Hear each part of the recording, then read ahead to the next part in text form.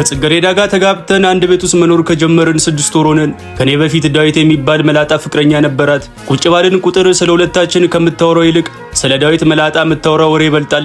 ወይኔ የዲቪዬ መላጣ እኮ የሱ መላጣ እንደሚለሰልሰው የኔ ሰውነት ራሱ አይለሰልስም። በቃ ምን ልበል፣ ልክ እንደ አራስ ልጅ አናት ነበር የሚያሳሰኝ። ምንድነው ግን አንቺ ቁጭ ባልን ቁጥር ስለ ሱሱዬ መላጣ ካላወራሽ ያምሻል እንዴ? ነው ወይስ በመላጣው የሆነ ያሰራብሽ ነገር አለ? ኧረ ዲቭ እንደዚህ አይነት ነገር አያውቅም። ልቡም እንደ አናቱ መላጣ የሆነ ንጹህ ሰው እኮ ነው ብታይ። እና ታዲያ ምንድነው ዴቭ የዲቭ መላጣ ምናምን እያልሽ የምትጨቀጭቅኝ? ፍቅሩ ከልብሽ ሳይወጣ ነው መስለኝ የተለያያችሁት። ፍቅሩ ባይወጣልኝ ኖሮ ካንተ ጋር ሆን ነበር እኮ። በቃ ስለሱ ማውራትሽን አቁሚና ስለኛ ስለ ፊውቸራችን ወደፊት ስለምንወልዳቸው ልጆች ምናምን አውሪኝ። ወይኔ ልጆች ስትል ምን ትዝ እንዳለኝ ታውቃለህ? ከዲቭ ጋር ልጆች ብንወልድ ኖሮ ይሄ ጌም ዞን ምናምን አልወስዳቸውም። እሱ መላጣ ላይ ነበር ሸርተቴ እያጫወትኩ ማሳድጋቸው።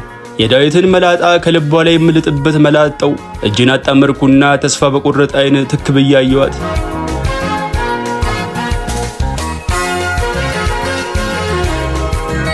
በሷ የተነሳ መንገድ ላይ የማያቸውን የማላውቃቸውን መላጦች ሳይቀር ጠሏቸው።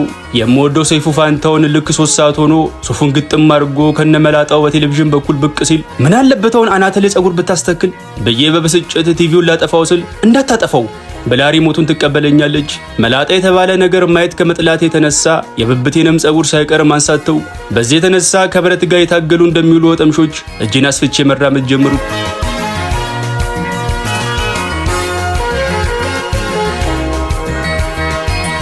የሆነ ቀን ምሳ ልንበላ ሬስቶራንት ቁጭ ብለናል። የሆነ መላጣ አስተናጋጅ መጣና ፊት ለፊታችን ተገትሮ ምን ልታዘዝ?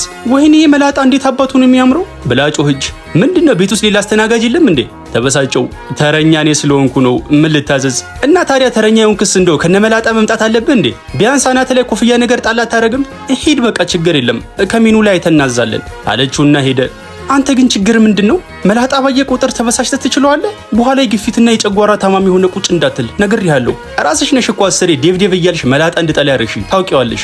በላ ጨቅጭቀኛውን እርቦኛል ብላ ሜኑን አነሳችና አይኗን ጠበብ አድርጋ በደንብ አልታያለኝ እኮ አንተ እንካስቲ ብላ ሜኑን ሰጠችኝ። አገኘውሽ በሚል ፊት ኮራ ብዬ ምናልባት የዳዊት መላጣ አንጸባርቆብሽ የአይንሽ ሊንስ ተነግቶ እንዳይሆን አልኳት። ወይኔ አንጸባርቆብሽ ስትል ምን ትዝ እንዳለኝ ታውቃለህ? ከዲቪዬ ጋር አብረን እያለን ነጸብራቅ የሚለውን የሮፍላንን ዘፈን ሁሌ ነበር መጋብዘው። በጣም ነበር ደስ የሚለው። ጽጌረዳ ግን አበባሽ ሁሉ ረግፎ እሾክሽ ብቻ የቀረ እየመሰለኝ ነው። ምንድነው ሁሌ በነገር እሾክ የምትወጊኝ? አንድ ቀን ግን ይሄ ዳዊት የሚባለውን ሰውዬ እንደመደፋልሽ ወቂ በየ በተቀመጠችበት ትቻቴሩ።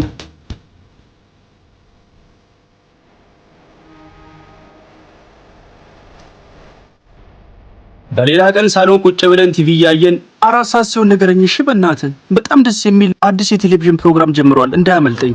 ምን የሚባል ፕሮግራም ነው ደግሞ የጀመረው? የመላጦች ወግ። ምን ያ ደስ አይልም? ኧረ በጣም ደስ ይላል። እንኳን ነገርሽኝ። 4 ሰዓት ሲሆን ተነስቼ መብራቱን ነው የምቆርጠው። ቁረጧ ምን አገባኝ? እኔ እንደው ጄነሬተርን ቢሆን ገዝቼ ያለውኝ እንጂ በፍጹም ፕሮግራሙ ያመልጠኝም። አይገርምህም? የተከራከረን እያለ ድንገት የባማኮን ሪል ስቴት ማስታወቂያ መጣ። የምጠብቀው ማስታወቂያ መጣ። ቆይ አንዴ ዝም በይ ብዬ ድምጹን ጨመርኩት። ሁሌ የሪል ስቴት ማስታወቂያ በመጣ ቁጥር ቤት እንደሚገዛ ሰው እስቲ ዝም በይ እያልክ በጉጉት ጨረስክኝ እኮ። ሪል ስቴት ድርጅቶች ስለበዙ ለምርጫ ከብዶኝ እኮ ነው። ከባማኮን ግን እንገዛለን እመኚኝ። ባማኮንን ከሌሎች የሚለየው ነገር አለ? ቀላል አለ። በካሳንቺስ፣ ባምቢስ፣ አትላስ እንዲሁም ፍሬንድሺፕ ቤቶችን ስለሚገነባ በፈለግነው ሳይት አማርጠን ቤት መግዛት እንችላለን። ከየትኛው ሳይት ብንገዛ ነው ደስ የሚል? ግን አንተ ከፍሬንድሺፕ ነው። ግልጽ እኮ ነው። ለምን እሱን መረጥክ? የፍሬንድሺፑ ሳይት በፓርኮች የተከበበ ነው። ፓርክ ውስጥ ደግሞ እንደምታውቂው ብዙ ዛፍ አለ። ከቤትሽ ሆነሽ ፓርኮች ውስጥ ያሉትን ጥቅጥቅ ያሉ ዛፎች ማየት በጀመርሽ ቁጥር ደግሞ የመላጣ ፍቅርሽ ቀስ በቀስ እየተሸረሸረ ይሄዳል።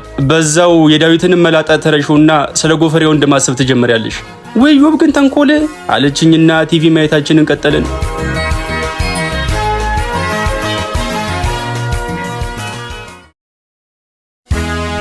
ዛሬ ልደቷ ነው።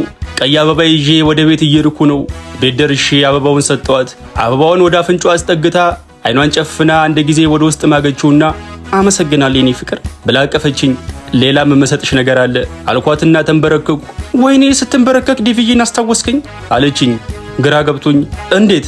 እሱም ልክ እንዳንተ ተንበርክኮ ስጦታ ወይም አበባ ሲሰጠኝ በመላጣ ውስጥ ፊቴን እያየው ነበር የተበላሸብኝም ሜካፕ አስተካክል የነበረው። ምንም አላልኳትም። እንደተሸነፈ ወታደር ከተንበረከኩበት ሳልነሳ አንገቴን ደፋው።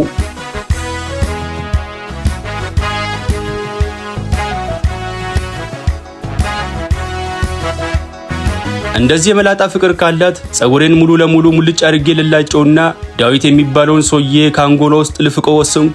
ስለተባለው ምላጭ አንድ ዘለላ ጸጉር ሳላስቀር ጸጉሬን ሙልጭ አድርጌ ተላጨውና ጆሮ ያለው እንቁላል መስዬ ወደ ቤት ሄድኩ።